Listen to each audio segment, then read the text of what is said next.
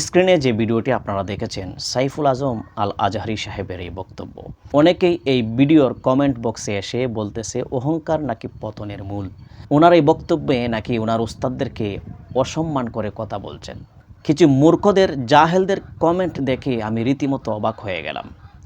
আরে ভাই, যার ভিতরে আল্লাহ রাসূলের প্রেম ভালোবাসা থাকবে তারা তো এইভাবেই কথা বলবে। আর সাইফুল আজম আল আজহারি সাহেবের অন্তরে আল্লাহর রাসূল সাল্লাল্লাহু আলাইহি ওয়াসাল্লামের প্রতি অগাধ ভালোবাসার বহিঃপ্রকাশ হয়েছে। এই বক্তব্যে তিনি কি বলছেন? তিনি বলছেন একটা সংগঠন বা কিছু লোক আমার বিরুদ্ধে লেখালেখি করে এবং আমাকে চায় এই স্টেজ থেকে নামায়ে দিবে এবং আমাকে হেস্তনেস্ত করতে চায়।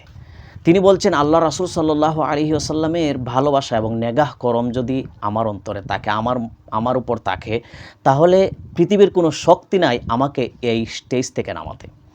আর যদি আল্লাহ রাসূলের প্রেম ভালোবাসা নেগাহ করম না থাকে, আপনারা ধাক্কা দিতে হবে না, আমি এমনিতেই পড়ে যাব। হ্যাঁ, এটা আল্লাহ রাসূল সাল্লাল্লাহু আলাইহি ওয়াসাল্লামের প্রতি ভালোবাসা।